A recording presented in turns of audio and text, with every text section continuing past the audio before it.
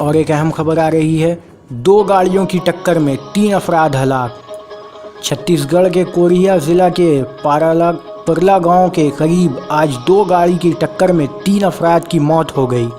Police जराये के मुताबिक मोरगा थाना इलाके के अंबिकापुर बालासपुर कौमी साबराह 130 के परला गांव के करीब 2 गाड़ी की ज़बरदस्त टक्कर में आनल यादव समेत 2 दीगर अफराद की मौत हो गई। 2 मरने वाले अफराद की अभी शनाख्त नहीं हो सकी है।